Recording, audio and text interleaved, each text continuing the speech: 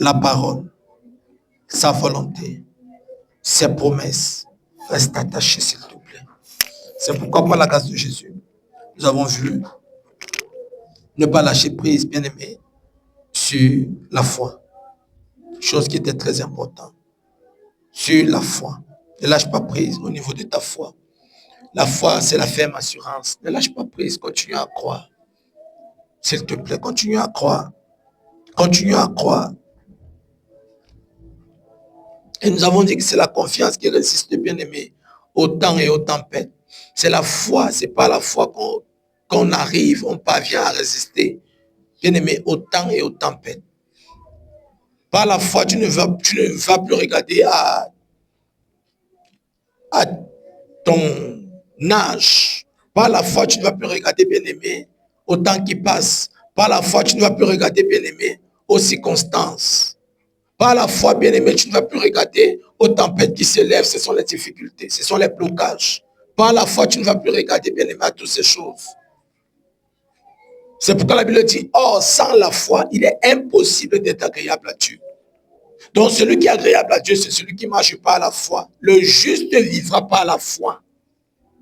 C'est pourquoi il faudrait que tu tiennes bon. Tu ne lâches pas la foi en Jésus. Tu n'abandonnes pas la foi en Jésus.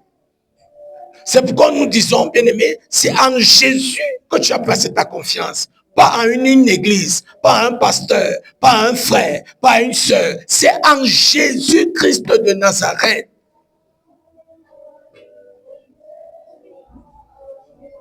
Place ta foi en Jésus-Christ. C'est ainsi que tu auras la victoire sur le temps et sur les tempêtes. Le temps représente, bien-aimé, les soucis que tu as. Le souci que tu as est lié au temps. Les soucis que tu as est lié à la pression que tu as aujourd'hui. C'est pourquoi je te dirai une chose, bien-aimé. Je voudrais que tu comprennes ceci par la grâce du Seigneur. La grâce de Dieu te suffit. Et la Bible me dit, chaque jour suffit sa peine. La grâce de Dieu pour aujourd'hui a déjà commencé. Mais celle de demain n'a pas encore commencé. Mais toi, tu commences à te plaindre du lendemain. Par contre, la grâce du lendemain n'est pas encore arrivée dans ta vie. Mais tu te plains déjà. Mais tu te soucies déjà. Mais tu te mets déjà la pression. Mais tu t'inquiètes déjà. C'est là où le diable trompe les enfants de Dieu. Chaque jour suffit sa peine. La grâce de Dieu est disponible.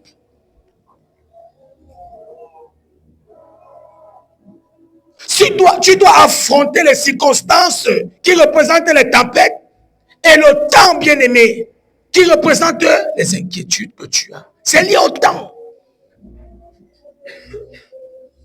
Alors n'oublie pas que chaque jour, le Seigneur renouvelle ses forces. La Bible dit que ses bontés et ses compassions ne sont pas épuisées, mais il les renouvelle quand? Tous les matins.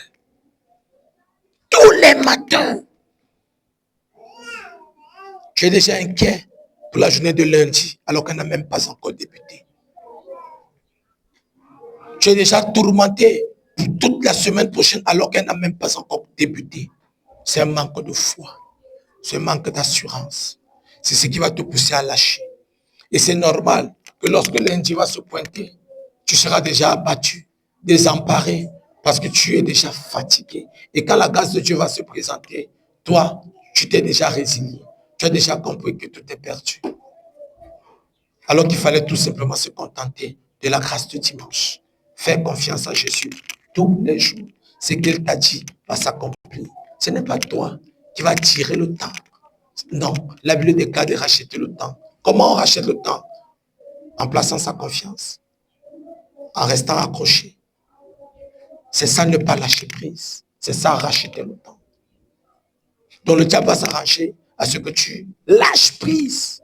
Et c'est ainsi que tu ne pourras pas racheter le temps et que tu ne pourras plus racheter le temps. Alors fais très attention. La grâce de Dieu est disponible. Chaque matin, il renouvelle. Chaque matin, ses bontés et ses compassions se renouvellent. Tous les matins. Chaque jour suffit sa peine.